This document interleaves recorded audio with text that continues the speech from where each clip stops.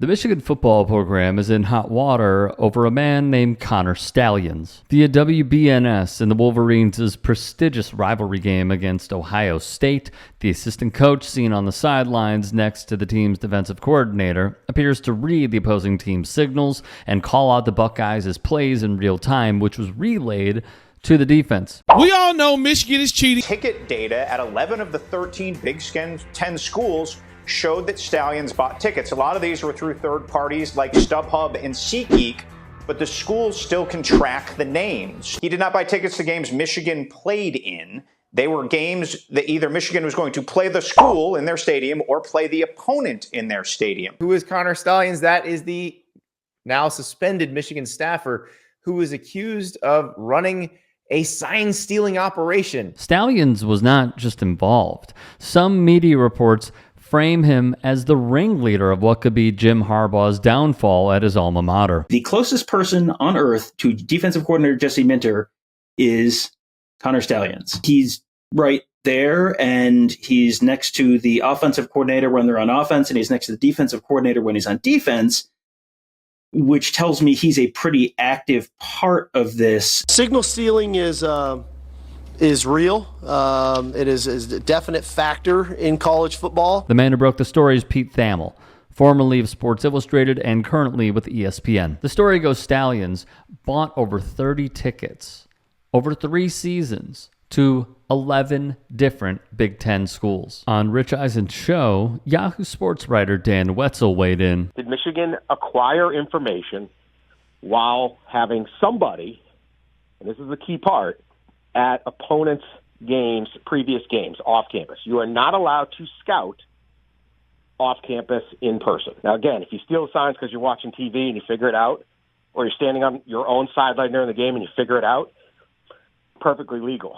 Was this guy sending his friends to do it, and Harbaugh and above didn't know? That's the key question here. And to be clear, purchasing tickets to the game of an upcoming opponent does not violate NCAA rules, but using those tickets to scout other teams would be a violation of the NCAA rule prohibiting in-person, on-campus scouting, as what was reported by ESPN and The Athletic.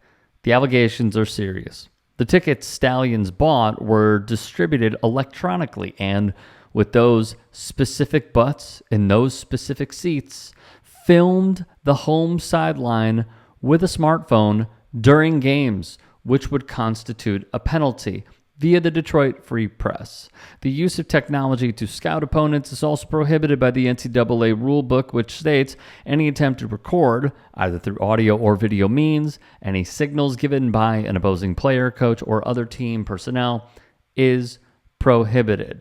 At times, these tickets were purchased on both sides of the stadium, which gives you an idea of what they were trying to do. Those are the questions. Who was doing this scouting off campus? Do they even count? What did Harbaugh know? Was this guy just acting on his own, or was someone else just acting on his own? Did any of the higher ups, a coordinator or somebody else, know anything? And that's where this case is going to end up boiling down to. ESPN would report Stalions would purchase these tickets on his own credit card, leaving a paper trail. The Athletic added another school said at least some tickets were bought under the name of one of Stalions' family members. The ticket purchases fall into a seat location pattern somewhere around the 45 and raised up enough for a clear view of the opposite sideline. Another reporter who did a phenomenal job in uncovering all this was Yahoo Sports' Ross Dellinger, and he wrote Stalions made various signals, including gesturing to the ground, tapping his head, pointing to his shoulder, and that would potentially indicate what the play call was. Dellinger added Stalions was in constant communication with Michigan assistants. Another big question here. Who was giving Stalions all this money to go from one school to another?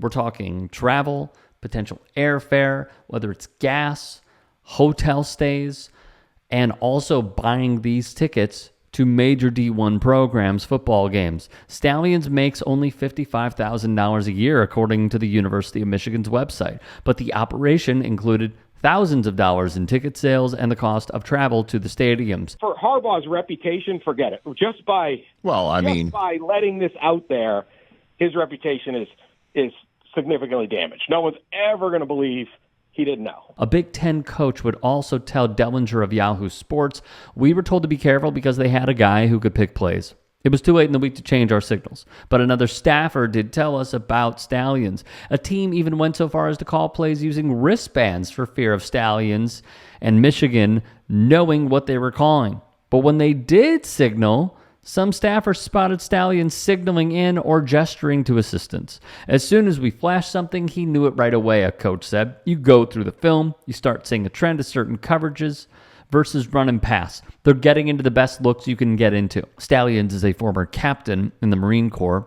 He boasted on LinkedIn of his knack for identifying and exploiting critical vulnerabilities and centers of gravity in the opponent's scouting process. He had been a volunteer at Michigan, and according to LinkedIn, from 2015 to 2022. That was until he was hired, of course, in May of 2022.